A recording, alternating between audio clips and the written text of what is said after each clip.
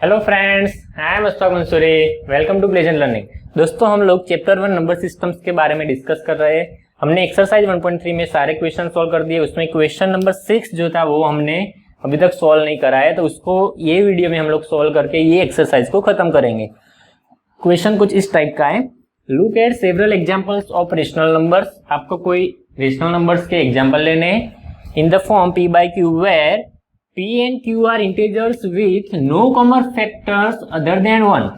p and q में condition रखी है। यहाँ पे आप जो रेशनल नंबर्स के एग्जांपल लेते हो, हमें पता है वो p by q के फॉर्म में होते हैं।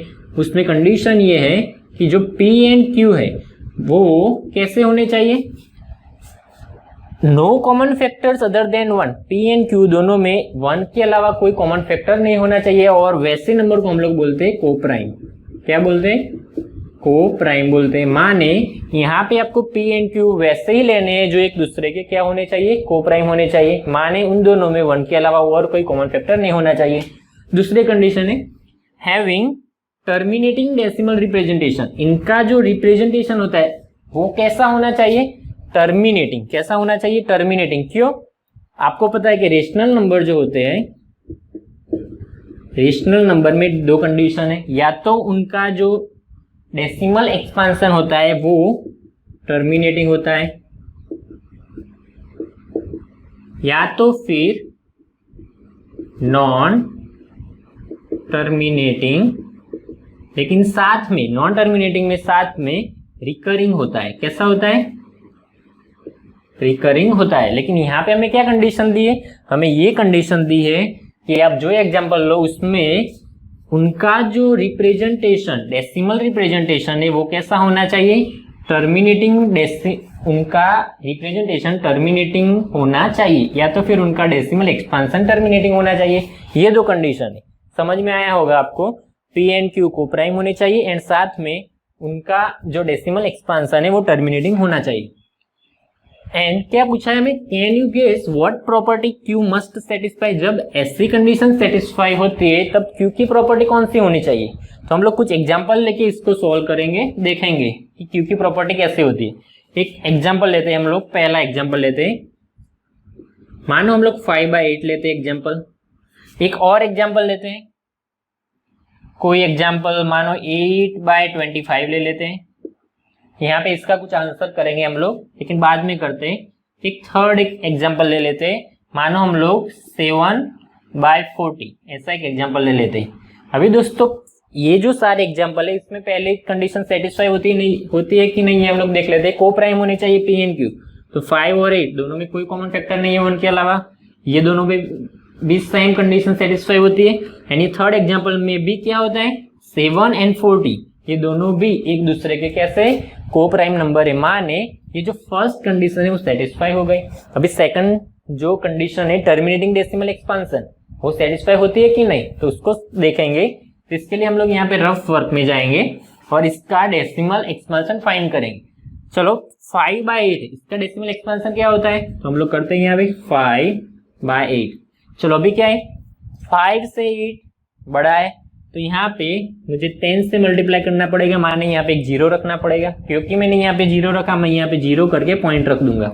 अभी क्या होगा, 8 का पहाड़ा बोले तो क्या होगा, 8 5 जा 40, 8 6 जा 48, रिमाइंडर बचेगी 2।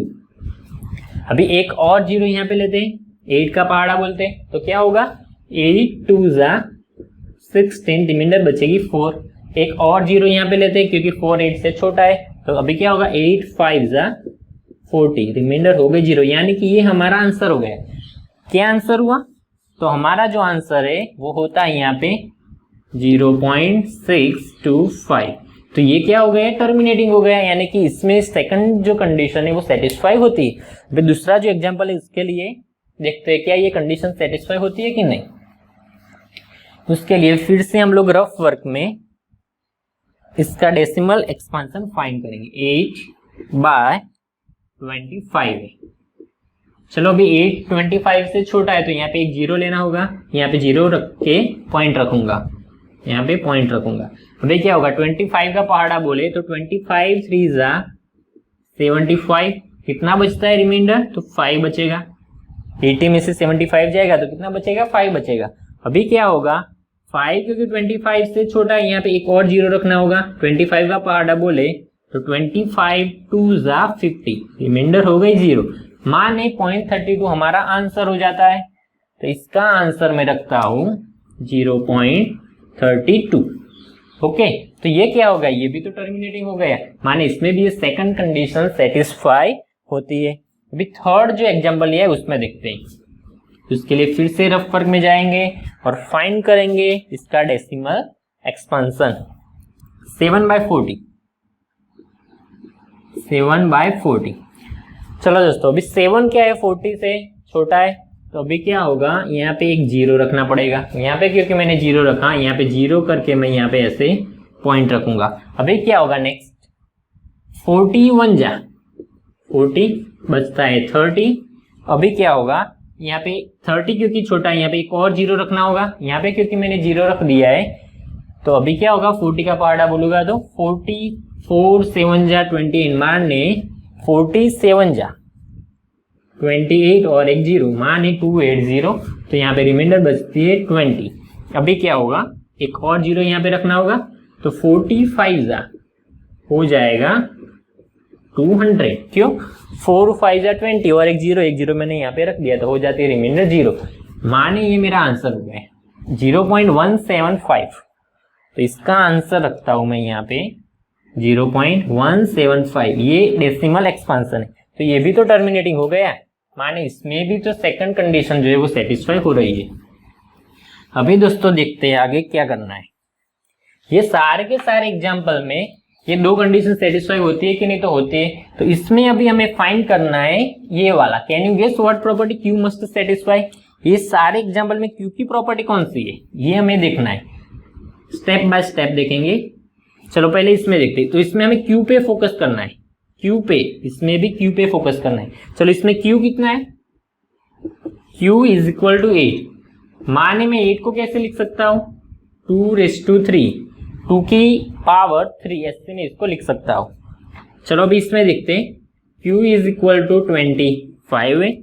यहाँ पे मैं क्यू को कैसे लिख सकता हूँ, 5⁻2, यानी कि 5 का स्क्वायर कितना हो जाता है, 25 हो जाता है। अभी इसको कैसे लिख सकता हूँ, इधर क्यू है 40 को हम लोग कैसे लिख सकते हैं, ये जो 40 इसको हम लोग ऐसे भी तो लिख सकते हैं, 8 × 5 यानी कि हो गया 40। अभी 8 माने 2⁻3 एंड 5⁻1, इसको हम लोग 5 माने 5⁻1 लिख सकते हैं।